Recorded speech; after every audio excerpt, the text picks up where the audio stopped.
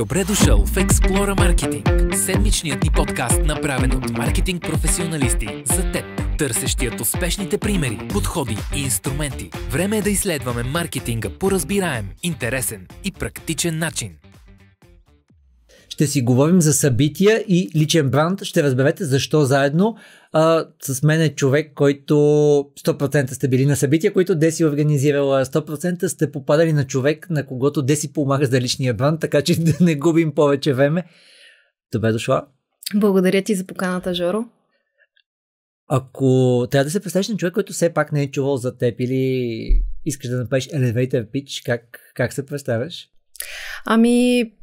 Понеже кратката реч ще кажа, че се занимавам от 20 години с събития, различни аспекти на събитията и всъщност съм се занимавала от това да бъда на сцената като водеща, пред това да организирам събития до най-малкия детайл и в различни аспекти, понеже съм минала и като пиар, и като ивент менеджер и затова бих казала и като изложител, и като клиент и гледам много спектърно на едно събитие. Така че най-голямата си експертиза бих казала, че по отношение на събитията, аз също така съм и консултант за събития и обучавам за събития. Така че, за да не разпокъсвам много фокуса, бих казала това. Иначе имам рекламна агенция Alternative Advertising, която се занимава от 14 години с това. И то са супер впечатляващи клиенти. Ти като разказа се припознах в това, само че аз съм бил от маркетинг страната при клиентите, съответно оперативен директор, съответно директор в бизнес развитие и много от нещата, които ти каза, аз се припознах, само че в друга област и наистина смятам, че е важно човек да мине през всичките роли, които са, за да може да разбере кое носи стойност, кое ще вкара шум, кое няма да се работи. Аз те видях и в действие в епизода с Любо от SEO Max говорихме. Беше супер видимо момента, в който ти се включи и почна да подреждаш много от нещата. Зоните изложители, зоните за лекторите, супер много неща. Да ни кажеш за тайните на успешните събития, какво хората пропускат, как могат в дигиталната ера да направят едно събитие, което да е още по-успешно? Тук първо бих казала, че има разлика между дали е изцяло дигитално събитието, дали офлайн събитието или е хибридно, но в общо значение ще говоря. За да е едно събитие успешно, първо е добре да има достатъчно време за организацията му. Много често клиентите и въобще хората, които започват да се занимават, подценяват този факт. И много пак ми се случва ежедневно. Малко като сайт, нали? Да. То колко му е, тук звъниш на един хотел, казваш им какво искаш като храна, обаждаш се на 3 лектори, пускаш едни цени на билети и започваш. Това е в събитията, които са с различни обучителна насоченост, но на практика много други неща стоят зад една организация. Аз понеже съм се занимавала с събития от такива, които са в дискотеки, барове, през такива, които са големи стадиони, концерти и също така бизнес събития, като най-много опит имам в отношението бизнес събития и там пак са дали са тимбилдинги, дали са бизнес събития, от конференции и съответно вече различни обучения. Време за подготовка? 2 месеца, 3 месеца? Зависи от мащаба на събитието. За това ще дам пример с събитие, което правим сега. Международна бюти конференция. Ние организираме за края на месец февруари и сме започнали от септември, но това е второ издание. Първото издание го започнахме 1 година по-рано. Давам го за пример, защото ето това е международно събитие и там има международни лектори, които пъти като време по-рано трябва да ги информираш, да ги поканиш, защото те имат програма много напред във времето. И също така има букване на локация, даване на информация, наливане само на брандинга на едно събитие, което не е съществувало преди това, си отнема няколко месеца. Когато е собствено, отнема по-малко, когато е на клиент, отнема повече, защото все пак има стиковане на различни елементи. А когато е по-малко събитие, то може да се организира и за 2 дена, но това ще е събитие за 10 човека, за 12, за 15. Аз съм организирала и за 100 за 2 дена, но това не е никаква гордост, въобще не желая да ми се случва. И това обикновено са... Там по-скоро гледаш да не гръмне нещо, отколкото да е вау. Да, така че по-скоро точно гледаш да не да не гръмне нещо и да не се чуе надалече. Така че за събитията минимум месец и половина-два при подготовката на събития, които са с по-малък мащаб. Ако се пуска от клиент към агенция, би било добре да е от 2 до 3 месеца, бих казала дори 3 месеца по-рано. Много често срещане факта как някой се обажда и казва: аз имам място, значи колко една седмица ли ви е нужно? И в същото време имам добър пример за клиент, който ме е поканил на среща за събитие 2024, понеже става въпрос за 1000 човека тимбилдинг и корпоративно събитие и мислят напред във времето хората. Перфектно. Колкото повече хора осъзнават, че всъщност имаш аудитории, заради които правиш събитието и те или са вау, или са окей. И особено пък имаш и някакви други цели, които е да го развиеш дългосрочно или да продадеш определен брой куверти или билети. Става още по-предизвикателно. Добре, това беше първи елемент. Друго, което е много важно да отчетем и където, ако пак дадеш и примери за възможни грешки. Да, много важно е да отчетем дали продаваме събитието или каним гости. Това също е доста ключово, защото ако каним гости и искаме те да си купят билети, тогава продажбата е добре да ни започне поне минимум 2 месеца по-рано. Хората купуват в последния момент. Искаш да кажеш, че хората не седат просто и не чакат да натиснат бутона. Не, никак. Даже в последния момент купуват всичко. В последните минути купуват, ако мога така да кажа. Това но преди това си ги облъчил доста дълго. Да, но преди това си ги облъчил, напомняш им, непрекъснато излъчваш информация, за да ги подсетиш допълнително. Даже бих казала, че с предприемаческите събития по-често напомнянето, защото хората са прекалено заринати от много информация, от много имейли и изключват за някои неща и тогава, когато правиш такъв тип събития, както сега аз организирам с екипа ми Ден на жената предприемач 2022, там, тъй като е за малък среден бизнес и съответно висш мениджмънт, това са хора с изключително много заед график и при тях е необходимо и да ги подсетиш и по-рано да им кажеш, за да могат да си го предвидят и после отново да се чуете.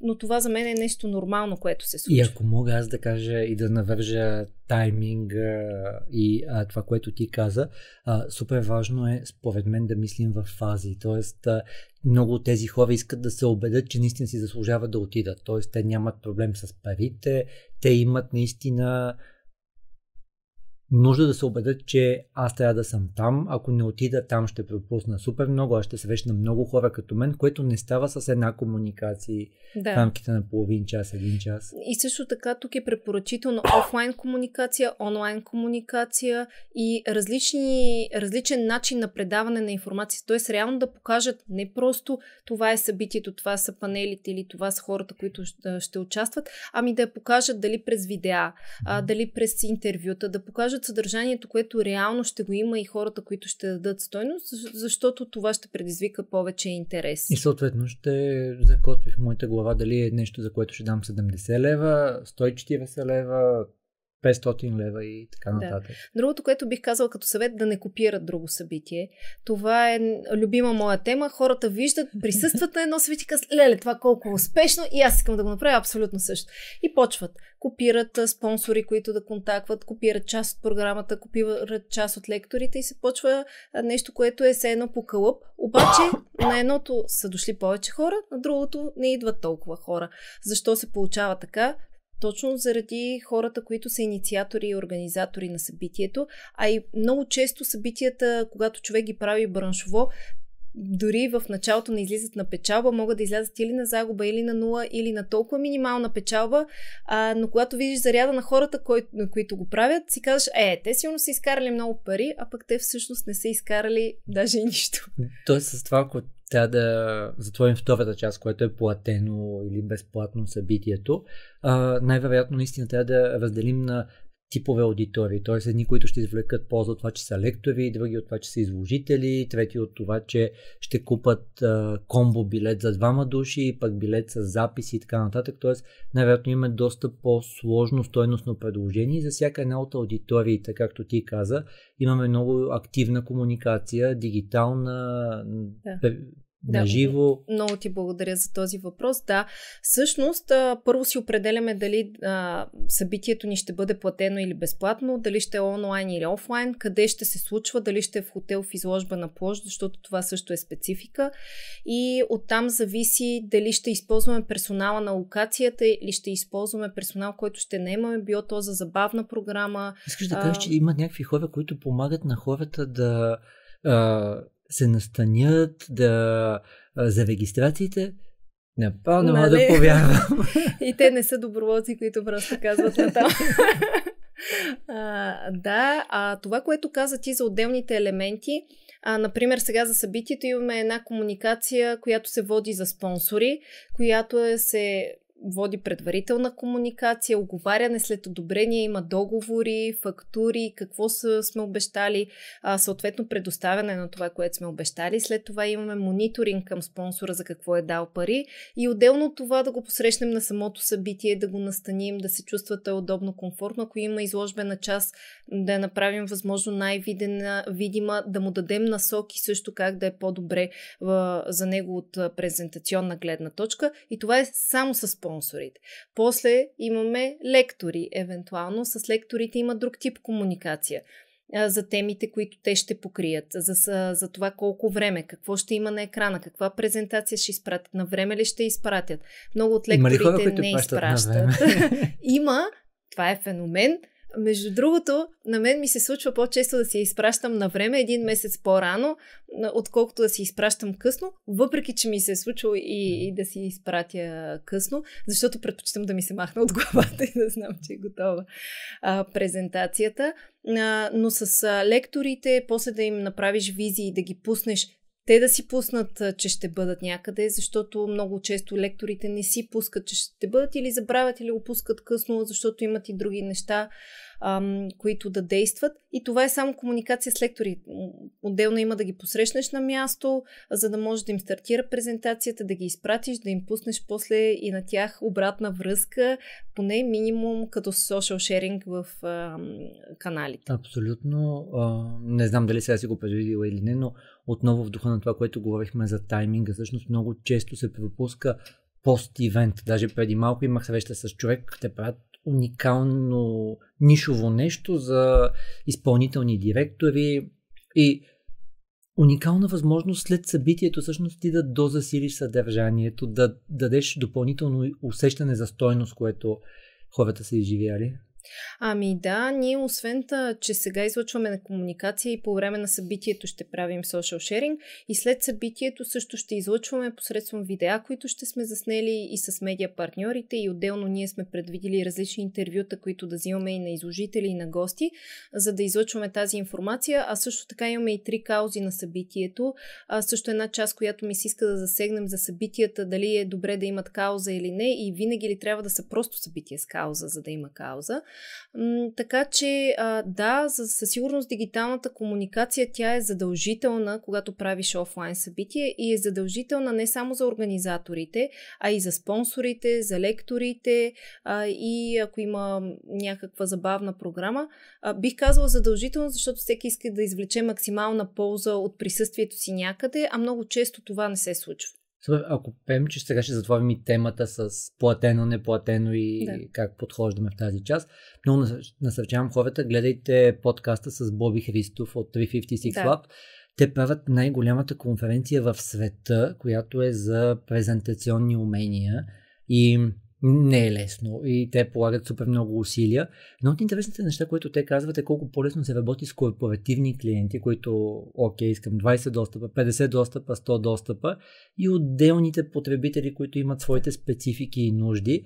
Едно от много интересните неща, което той сподели е, че всъщност изключително малко процент от лекторите са проактивни в споделянето на съдържание на съответното събитие. Тоест, както ти каза, ако ние не ги захраним с материали, ако ние не им помогнем, най-вероятно няма да включително има усилия. Написване на постове, справяне на визии. Въобще абсолютно цялото нещо, така че човека само да вземе, да реши дали да го промени по някакъв начин и да го пусне. И въпреки това има много сравнително ниска обратна връзка, освен ако не се обадиш, не помолиш няколко пъти, не се случи така нещата ми, ако имаш 40-50 лектора, пък тогава вече става нещо доста огромно като комуникация. Подкаста с Боби и аз го препоръчвам. Много добър епизод с много стойност и той дава така доста добро проследяване как да направиш едно огромно събитие на такова ниво, онлайн да се случва и перфектно организирано. Абсолютно. Те гонят, има един израз като империалисти, т.е. покажи ми каква ще е презентацията, няма да ви я пратя, няма да участваш. И другото, което е, праща някаква презентация. Не, човек не може. Това да ти е презентацията и ще чуете тази история, но ще чуете пък и неща, които те са пропуснали от към дигитален маркетинг и ще ви бъде супер интересно за ранните индикатори, за висока стойност на потребителите, за пътеките, така че винаги може да ставаме по-добри. Това, което каза за пакетите, ние също на нашето събитие сме направили пакети, въпреки че е Ден на жената предприемач, както знаеш и ти, в последните години има на високи позиции в мениджмънта и със собствени бизнеси доста дами, които се развиват, особено в корпоративния сектор, и за това сме направили пакети с билети, които всяка една компания може да реши да подари на мениджмънта, който е дами в компанията си, за да присъстват на събитието. Супер. Добре, покрихме и тази част, която е с платено, неплатено, спонсори, една доста голяма тема. Какво искаш голямата тема на събитието, защото ти го загатна с копираме някое събитие тематично и може би оттам ще дойде естествено и темата за има кауза, няма кауза, има парти, след това няма парти, т.е. може би тази част, ако искаш сега да покрием. Зависи събитието дали е браншово или не. Ако е просто корпоративно събитие, на което продаваме билети и хората идват, е добре да има накрая нетворкинг част, в която хората на коктейл в неформална обстановка да обменят контакти.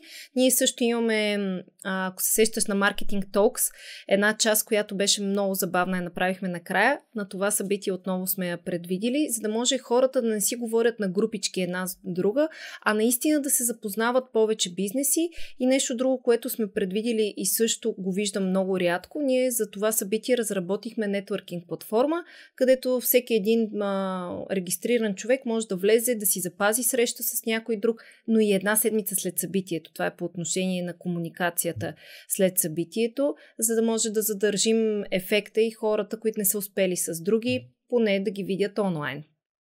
Всичко, което казваш, аз за това се усмихвам, има една такава нишка на потребителската пътека, която създаваме за различните таргет аудитории, за лекторите една, за участвалите друга, за хората, които държат на нетворкинга трета.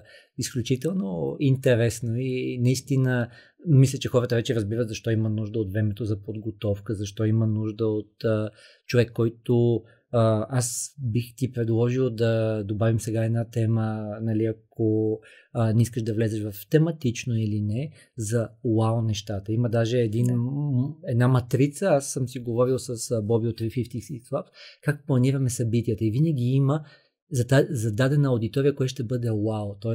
кое е това нещо, което те ще бъдат супер впечатлени и ще запомнят. Някои хора ще запомнят кетеринг, други ще запомнят хората, с които се срещнали, някои ще запомнят динамиката, която осигурява водещи. Аз съм те виждал в действие. Да ни кажеш това как го планираш. Тоест всичко трябва да е вау, трябва да има поне 1, 2, 3 вау неща. Поне 3 вау неща. Повече вече идва пренасищане, зависимост от това колко е дълго събитието, защото има събитие по 10-12 часа, тогава със сигурност има повече вау. И спрямо това дали е онлайн или офлайн, има едни като правила неписани от практическа гледна точка ги казвам, колко време се задържа вниманието на човека, когато е в онлайн среда и научава нова информация.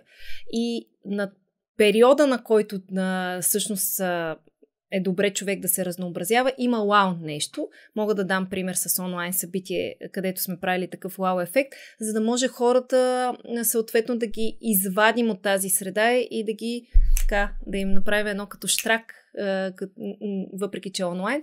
Особено, че има хора, които си изключват екраните, които правят нещо друго и това е много често срещано. Така че в онлайн средата има различни упражнения дори за очи, които се правят, различни симулации. Просто по различен начин има възприемане.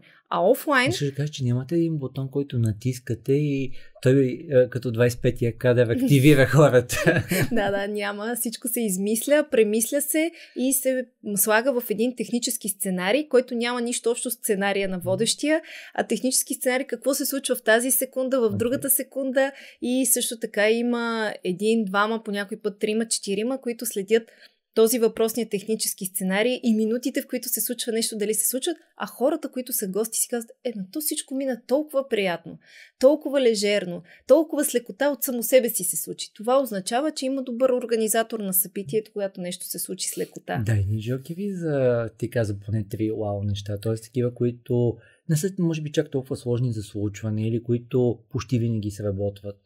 Почти винаги сработват. Бих казала, че наистина аз ги адаптирам спрямо събитията и почти винаги да сработват. Например, винаги почти сработва водещия да сменя, ти знаеш много добре, тоналността, да агитира хората, да ги вкарва между физическо и емоционално състояние и после ментално, с различен тип симулации на сцената. Това бих казала, че когато се възприема нова информация е задължително да се предвижда и е нещо, което винаги сработва добре, защото хората се чувстват малко по-енергични. Мога да ви препоръчам, знаете, винаги в ресурсите имате допълнителни правилата на мозъка на Джон Медина, мисля, че беше. Впечатляваща книга. На английски съм я слушал аз, Brain Rules. Там има много от нещата, които ви каза Деси. Кога започваме да се разсейваме, защо имаме нужда от движение, защо емоциите и как се появяват. Да, и тук бих казала на хората задължително да гледат да изкарват от едно състояние в друго хората с резки амплитуди, било то на тона на говорене на водещия, било то с някакъв гръм, който да се появи нестандартно на сцената или някаква музика, нещо, което да предизвика 5 сетива по различен начин, защото предизвикването на сетивата кара хората да поддържат концентрацията си, а не да си чатят или нещо си пишат на лаптопа и да кажат кога ще мине тая лекция. Сега се сещам за някои такива събития, които са правени, където даже е имало и огън, който прави още повече допълнение към визуалните ефекти, към музиката, която се появява и прави наистина някакво впечатляващ преход, който е. Аз всъщност сега тук, като го каза това, на едно бизнес събитие преди години организирахме за българския бизнес и за старта по обществото. Бизнес Storm се казваше събитието и всъщност идеята беше, че има и буря в бизнеса, не е само слънце. На хората имаха люти бомбони, имаха гръмотевици, имаше вятър по време на събитието, имаше дъжд. Така че, съответно, екипа от доброволци бяха с дъждобрани, и защото все пак се налагаше спрямо събитието. И това изкарване от едно състояние в друго всъщност допринася за повече запомняне на събитието. Има едно друго събитие, което правихме в Португалия. Там, докато им давахме да разработят бизнес модел, после им казахме, сега за да си предадете бизнес модела, ще трябва да го замерите на сцената. Те бяха едни такива цели кубове и също се почна една бомбардировка с бизнес модели на сцената, от които всъщност избрахме такива, които да се представят и после имаше инвеститори за тях. Аз сега се сещам за нещо, което направихме с Ваня Ананиева. Тя участва в подкаста. Ти знаеш, след малко ще кажеш и за каузата, която сте избрали, за което много благодарим за събитието. Фондация Предай нататък. Помагаме на 13 общински дома за възрастни хора или хора с някакви ментални проблеми. И бяхме отишли в училището за незрящи дечица и такива с даун и други много тежки заболявания. И там за дечицата да са спокойни, всеки ден има ден на ванилията, ден на портокала. И това е в училището, и това е в къщи, за да имат спокойствието. Аз признавам, ревах там. Много дълго ревах и все още ми е много емоционална историята, но много добри хора помагат за това. Екипа там е страхотен. Но това, което с Ваня решихме на едно събитие, за точно което е във връзка с доброволчество, дарителство за аудиторията, не просто да им разкажем какво сме направили, как сме подходили, а в началото на събитието раздадохме на всеки от хората от една голяма купа, без да им казваме защо, пакетче ванилия. Уникална идея на Ваня. Да. И хората през цялото време усещаха аромата, виждаха, че нещо ще се случи и най-накрая им разказахме тази история, която наистина е много разплакваща и много докосваща за дечицата, която имат нужда от всеки ден това спокойствие, да знаят ден вторник е ванилия. Много беше силно. Явно сме положили част от нещата, даже без да знаем. Да, всъщност вау-ефектите се появяват, когато сменяш настроението на хората и когато мислиш извън рамката. Защото когато гледаш по някой път просто да го направиш много вау като тип аудиовизуални ефекти, да, това подхожда на определен тип събития, но говорейки, например, за бизнес събития, ако измислиш нещо, което хората просто да го запомнят така за по-дълъг период от време, те говорят за него. Ето сега ще дам пример с бизнес ретрит, който организирах преди години за жени. Все още срещам жените, ми казват, няма ли да направиш пак. Защо? Те като си купиха билет, получаваха роза само че лично до адрес от човек от екипа, роза с закачена покана, на която е описано кога, какво, къде да отидат. След това имаха писма за посрещане и други такива неща, които те изискват време, не са взети от някъде, измислени са за самото събитие. Поканата беше като дамска чанта, която отваряш и вътре ти е описано за какво ще е събитието. Но тези елементи бяха тези, които се и запомниха. И хората отново искат, дори това е една от дамите, които после ме потърси да работим по личния и бранд. Точно от такъв бизнес ретрит, на който аз говорих още 2018 за личен бранд. Сега на това събитие имаме също точно няколко такива неща. Вие, вашето внедряване на каузата, всъщност и провокацията, която ще направим с Ваня Ананиева на сцената, завършва с обявяване на каузата. Защо? Защото не искаме просто на хората да им кажем: ето тук има едни хора, които са нуждаещи се за празнични обяди и вечери. Ние искаме хората да ги въвлечем в тази история и да им покажем за какво ще помогнат. Абсолютно, това е много персонално. И тук поемаш и един огромен риск за интеракцията с аудиторията. Така че аз в хаковете бих сложил мой хак, който е интеракция с аудиторията. Това е вид интеракция, защото ти не знаеш колко хора ще решат да дарят, колко хора ще решат да участват. Моята най-голяма гордост е в Интерекспо център. Представете си пълната зала. Това беше преди много години и мисля, че събитието се казваше маркетинг с нулев бюджет. Хората тъкмо са се наобядвали, те са едни такива отпуснати и аз съм решил да направя интеракция, която е свързана с това, че хората трябва да познаят концепциите за кредибилност, как каналите ни влияят за начина, по който възприемаме дадена информация. И прословутия пример с Джошуа Бел, известен цигулар, който свири в метрото в Вашингтон и съответно 8 души му дават пари, много малко хора спират и така нататък. Позволих си пред 250 души да направя интеракция, където те трябваше да познаят кой е, като аз малко по малко показвах. И за мое огромно щастие имаше един човек, който знаеше за какво става дума, позна човека, не позна името веднага, горе-долу го напасна, но аудиторията беше вау, защото човека каза: и няма да мога да отида, защото билетите са свършили. Аз казах: не, намерих двата последни билета, един човек се беше отказал, ето ги за вас. И аудиторията беше вау. Кажи ни сега как се планират интеракции с аудиторията, защото те не са гарантирани. Нали? Много е трудно да си на 100% сигурен, че ще се получи. Аз всъщност идвам от репетиция на една такава интеракция, която ще е премиерно представяне на мини спектакъл за дилемите на жената в мениджмънта, която е разработена с международен психолог. Повече, който да на събитието ли ще го обявим там. Съответно, и това е по моя идея, разработено с Ани Вълева.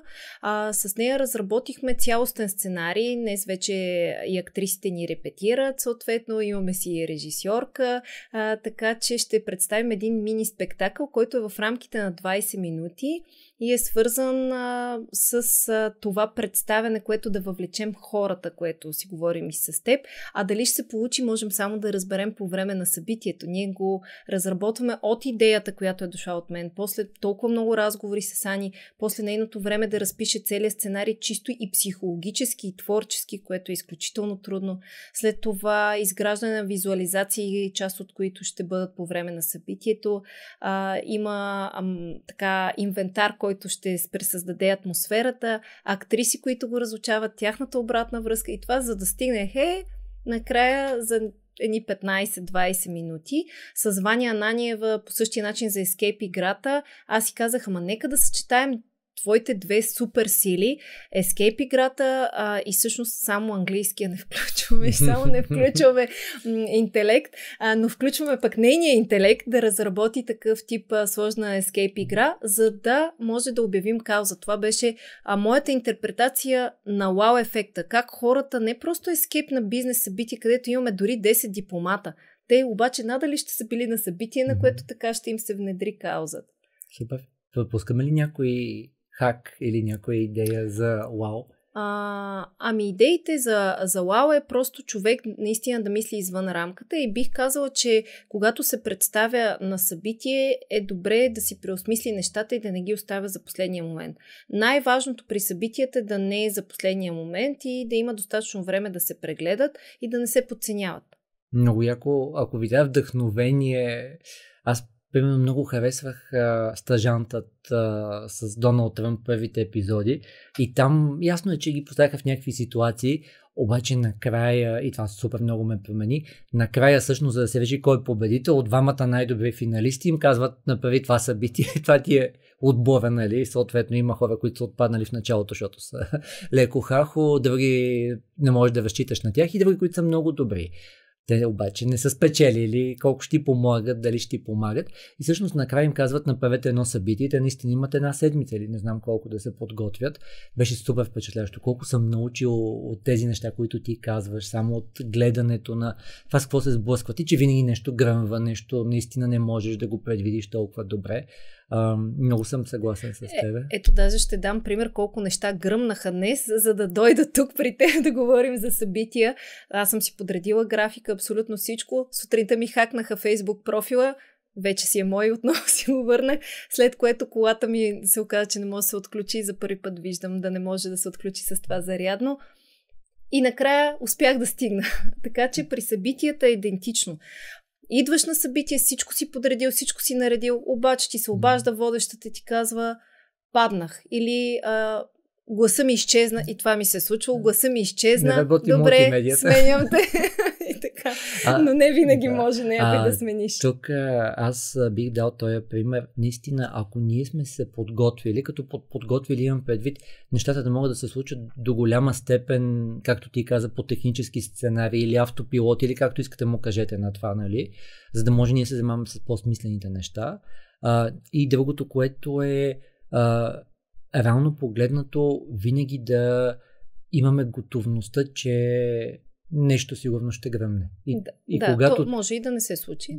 Въпросът е, че ако имаме вау нещата, аз поне това съм се научил, затова те попитах, ако имаме вау нещата, хората ще ни простят, да, не е тръгнала веднага мултимедията, закъсняла и кетеринга, но хората ще запомнят единиците и двойките и девятките и десятките по скалата от 1 до 10 в моментите. Да, това е факт, иначе ще кажат храната беше гадна. Много често хората отговарят за събитие, което е имало много изискано събитие, но не е имало такава толкова интересна програма. Отговарят беше много вкусно, беше много интересна програмата и до там.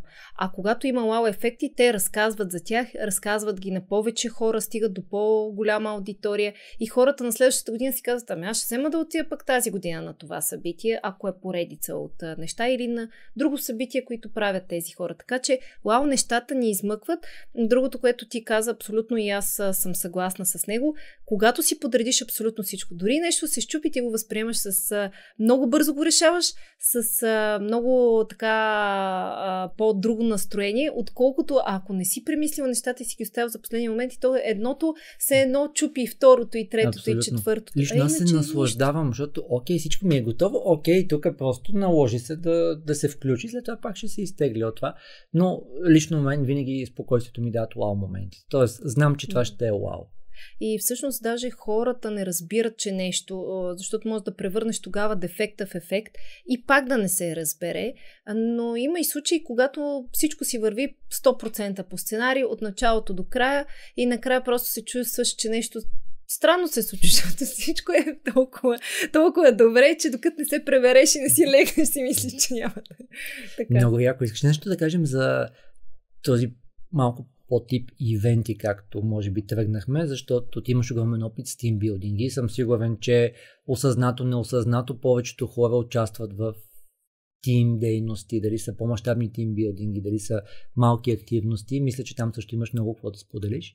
Ами аз за тимбилдингите бих казала, че е най-ключово компаниите да решат дали искат тимбилдинг, който е като пакет, нещо, което се прави при много други компании, или искат нещо, което да е персонално разработено. Има компании в едното направление и в другото направление. Аз бих казала, че винаги възприемам тимбилдинг като нещо персонално, т.е. да се гледа към компанията и към аудиторията, да се внедри в някой корпоративен елемент вътре, не просто в визуалната част, а в самия игрови механизъм. Ние правихме такъв тимбилдинг наскоро с почистване на Дунав заедно с екипа на практиканти на Lidl и там бяха вкарани елементи от техни продукти, от тяхната корпоративна идентичност. Няма да казвам повече неща, защото все пак така спазвам коректност към бранда, но Но аз винаги отивах наистина, де си работи с впечатляващи брандове и правят много яки неща. Пример е за това как внедряваш определен елемент. И другото, което искам да кажа е, че освен да определиш дали са едните или другите, защото по някой път е по-добре да направиш нещо, което е много пъти и знае се каква ще е обратната връзка.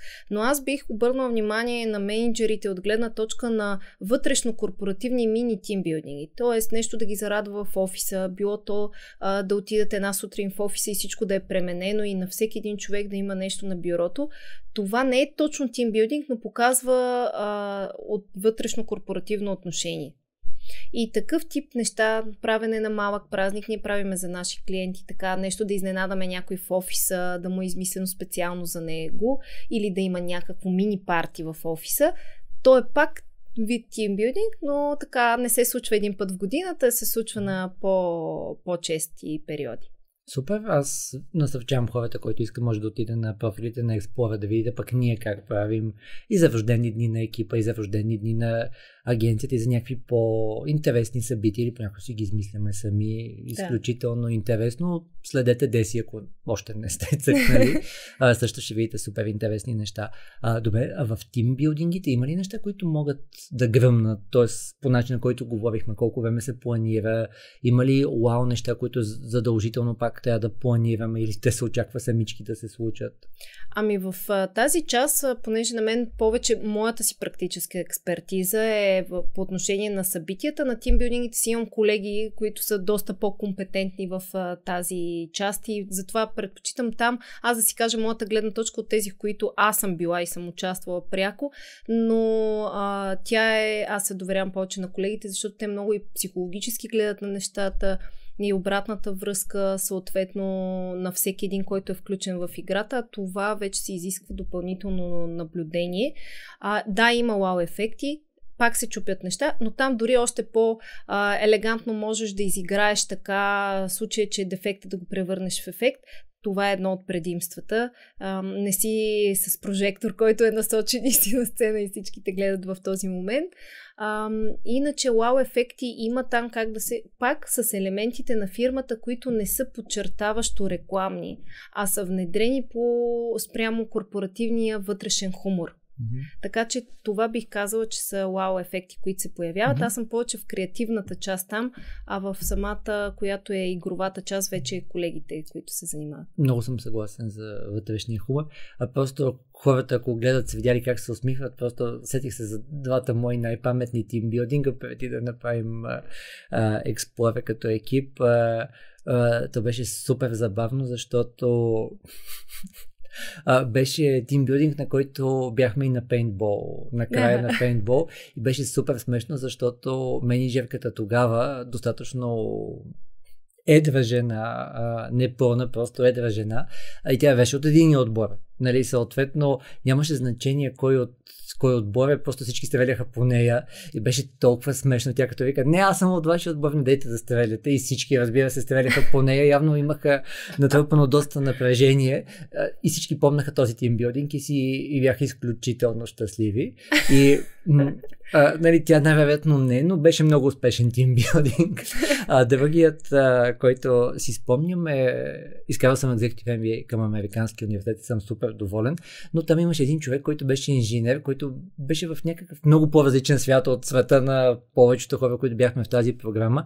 И той разпрашва, че е направил тимбилдинг за екипа си, където 3 дни са били в планините, не са имали пари, не са имали храна, не са имали уговорени, това е преди ерата на мобилните телефони, и GPS и така нататък, и каквото намерят, това са ядяли. Спяли са където могат, и ми се стори доста екстремно. Каза, че след това са се упознали доста добре, много повече са си знаели силните и слабите страни, но продължавам да се смея на това, защото не мисля, че е нормално да го причиниш на хора, които не са от този менталитет и този калибър. Мога да взема някой на тимбилдинг тогава с мен, защото аз си взимам определен брой пари, това го правя по-рядко вече, и отивам в някоя държава, където нарочно нищо не чета. Къде ще съм, какво точно ще правя, и така просто тръгвам и опознавам самата държава. Последния път имах невероятни преживявания с това, че останах без пари, че се чудех какво ще работя следващите дни, защото все пак бях гладна и всичко останало. Това беше преди пандемията, но пък тогава имаше ни осъзнавания. Много бързо успях да се оправя. За щастие, нали, смисъл, не се наложи да прекарам някъде навън нощта, но пък минах няколко часа в такива различни дилеми и в това как си намерих вариант, измислих си какво точно ще правя, каква професия ще развивам на улицата, за да може хората да се съжалят над мен и аз да имам вечеря. Да им дадем на хората предизвикателство в коментарите под поста в YouTube или в социалните мрежи, да коментират те какво биха правили, ако изпаднат такава ситуация. Да, или особено ако са жени в тъмното, чужда държава.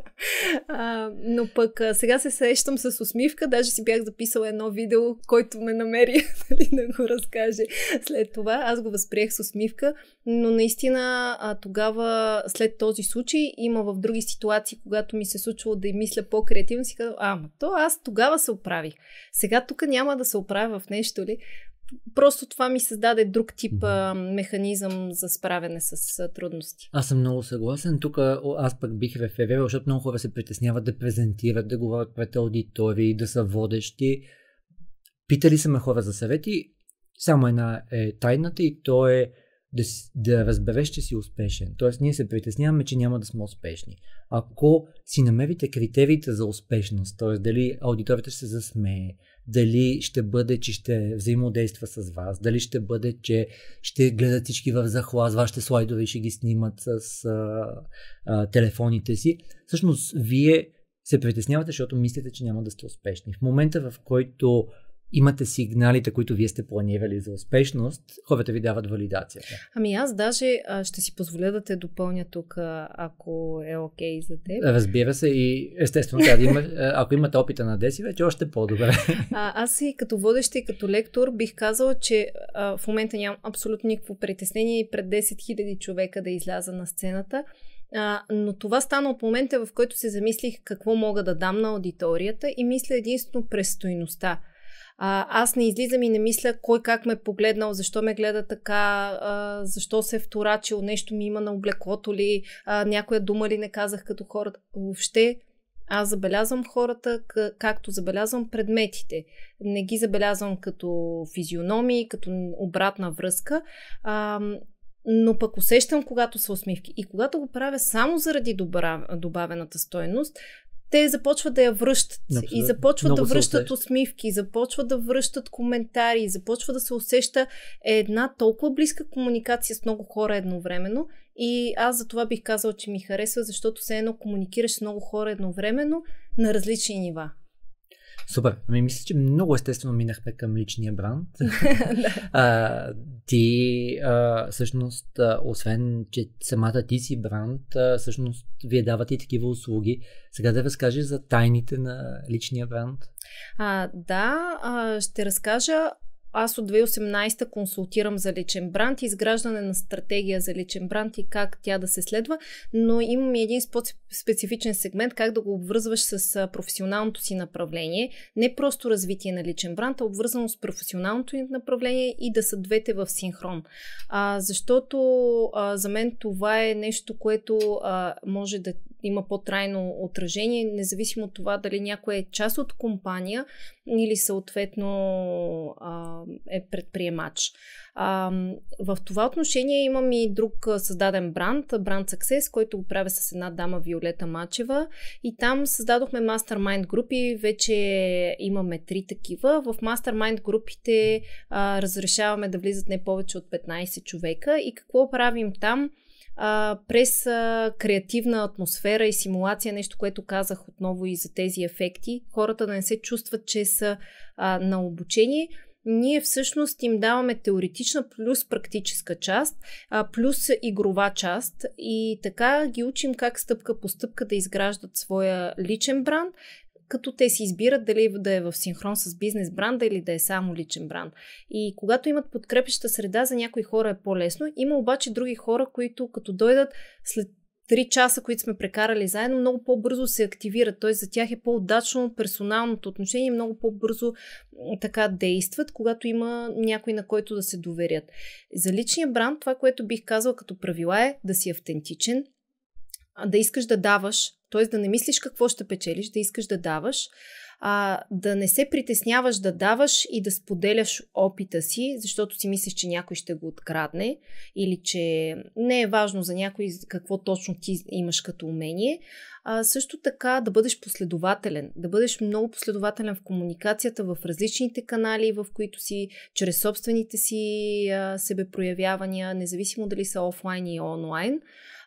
Да не казваш нещо, което не изповядваш, защото по отношение на това има доста комуникация в последните години, където някой изповядва едни принципи, а всъщност излъчва информация за други принципи. Аз тук бих казала да излъчваш принципите, които са свързани с теб самия. Аз бих казал най-лесно, когато имаш реалните истории. Имаш реалните истории.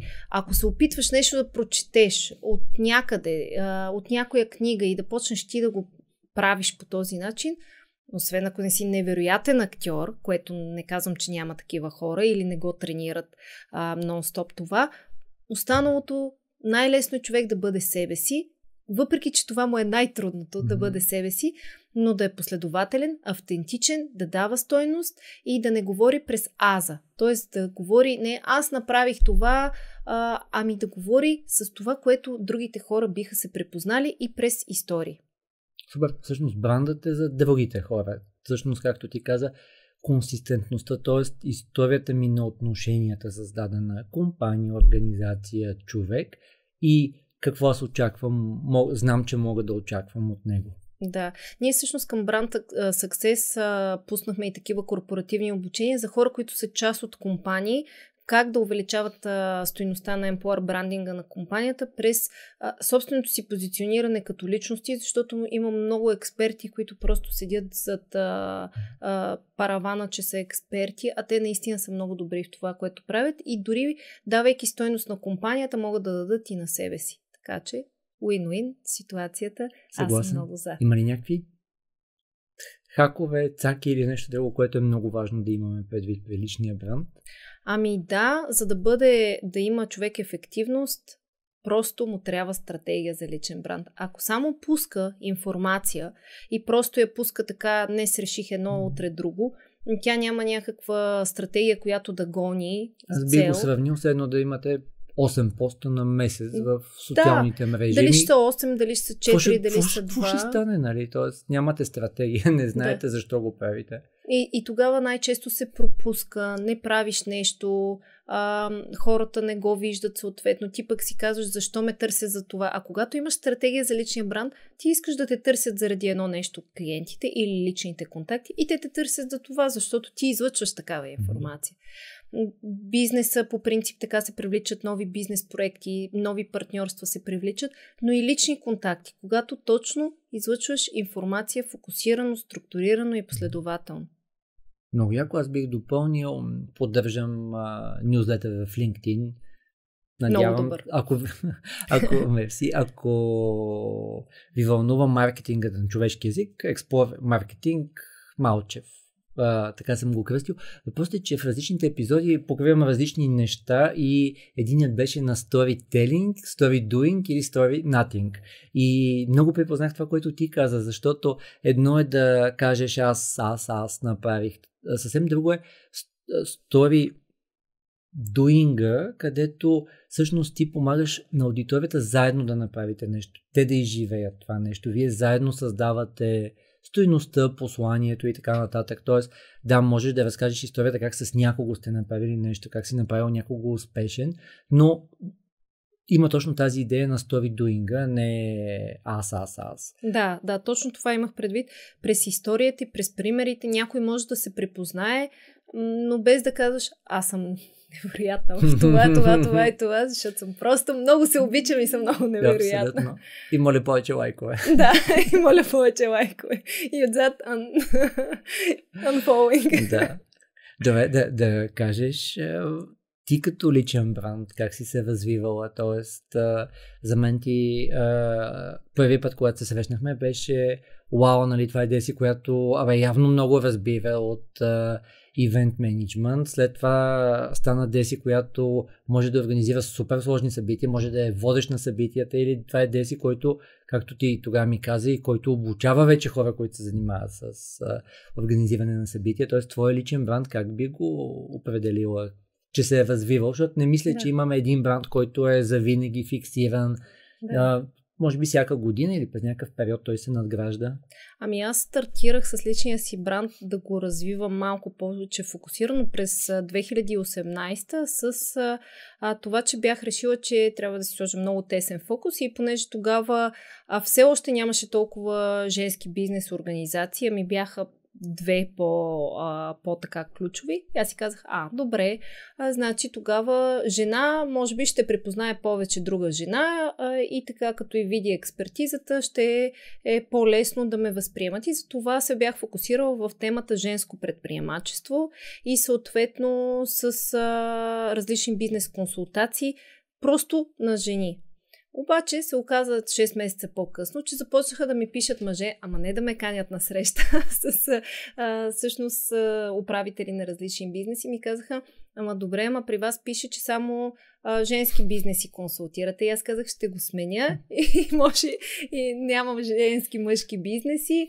Няма въобще, той бизнеса си е бизнес. Просто жените имаме повече емпатия, едни качества, с които управляваме едни бизнеси по-умело и по-успешно, а мъжете други. И когато ги има и двете страни, тогава е още по-успешно, бих казала, като модел. И това е нещо, което започна да се променя във времето. Си казах, добре. Освен това, срещнах една много интересна черта в жените, която преди това не я препознавах, може би защото аз я нямам, и тя се нарича завист.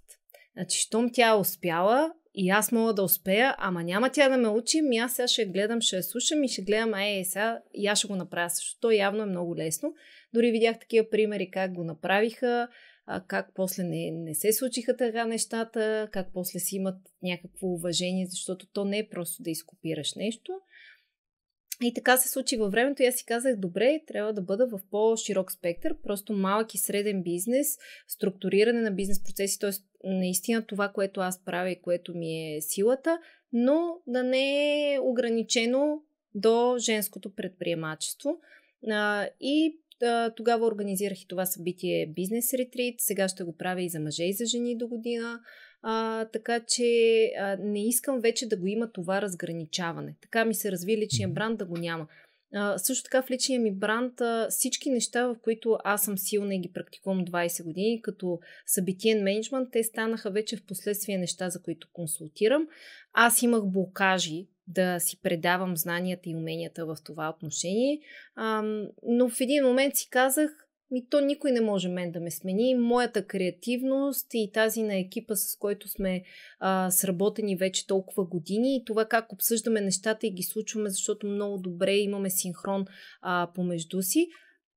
Ама мога да науча други хора и така ще повиша развитието на пазара. Всъщност така ще има по-успешни събития. Така ще има още повече ентусиазъм на хората да се развиват. Така ще е по-добре за клиентите. Обърнах си гледната точка и си казах, добре, аз ще уча. И започнах да обучавам като лектор, като разработчик на такива програми и като консултант. Също така. Като в първата практическа академия за събития в Международното висше училище, там започнах да преподавам и пак исках да вкарвам някакво преживяване, нещо, трябва да има някаква игра, нещо да е по-различно, защото за мен ученето през преживяване е това, което е важно и ключово. Така че той се промени от женското предприемачество, директно си мина към бизнес консултации, малък и среден бизнес и добавих освен брандинга, личния бранд и бизнес бранда и маркетинг стратегията, добавих и събитийния мениджмент. Тоест всичкото, което го правя вече 15-20 години, го правя и професионално и във фирмата. Всичко, което ти каза за аудиторите, за автентичността, за консистентността и така нататък. Има ли някакви ресурси, които да ни препоръчаш? Книги, блогове, нещо? Да, ще ти изпратя една книга. Тя не е българска. Има я в Амазон. Може някой да си я купи. Тя е за брандинг. Интересна е, практическа е. Деси Бушнакова има супер много. Тя има и подкаст. Имате тук участие. Тя има също доста интересни материали и информация, която също може да се намери от нея. Иначе на нашия сайт имаме в блога, на който е на Brand Success BG, също пускаме статии, имат статии по темата, но българска такава книга, която да е точно на тази тема и толкова практически описана, не се сещам, която точно да препоръчам. Има за маркетинг много. Абсолютно. Но аз говоря за личен и за бизнес бранд. Иначе и маркетинг 4.0 е уникална книга, но има за психологическите елементи, които се възприемат, а не толкова за тази Аз също ще препоръчам в ресурси една от приложимите според мен книги. Да, просто нещо, което е приложимо. Аз клоня винаги към нещо, което е приложимо. Другите книги ги харесвам, но за мен книга, която можеш директно да приложиш нещо, е по-полезно. Супер, какво да си вземат хората от епизода? Ти ще кажеш какво да си вземат. А какво да си вземат, бих казала няколко неща. Когато се вземат със събития, да се отнесат сериозно, да ги организират достатъчно време по-рано и да не пренебрегват нито една фаза и нито един елемент. Нито спонсори, нито партньори, нито лектори, нито изложители. Абсолютно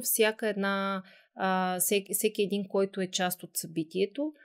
Също така да си отделя достатъчно време за това и когато дойде времето за бюджета и за плащане, да не гледат да спестят от техническо обезпечаване, да не гледат да спестят от, примерно, техническото обезпечаване може да е малка или голяма сума, но ако го нямаш и се довериш на някой приятел да вземе нещо, може да ти изиграе много лоша шега. Освен техническото обезпечаване, бих казала кетеринг като частта, защото хората много гледат храната, много гледат напитките на събитието. Това е също. Да се следи температурата в залата, вентилацията, т.е. хората да се чувстват комфортно физически, за да може съответно и те да си направят едно успешно събитие. И не на последно място бих казала, ако правят големи събития, да не си правят експерименти, да ги правят сами, за да не стигат накрая до нервна криза, в която си казват, ама то не било толкова лесно, колкото изглежда и не се въртяли 5 телефона и защо всеки ме звъни и ме пита за някакви детайли, като вече съм ги обяснил 10 пъти. Ами просто да се доверят на професионалисти, защото в България се случва дори големи компании да казват ние сами ще си ги правим и после се получават парадокси от локациите за събития, които казват, ама защо ме питате мен, като това го прави обикновено ивент менеджер. И така, ние нямаме. И понеже си говорим, ние сме части от една общност, това е доста често срещано.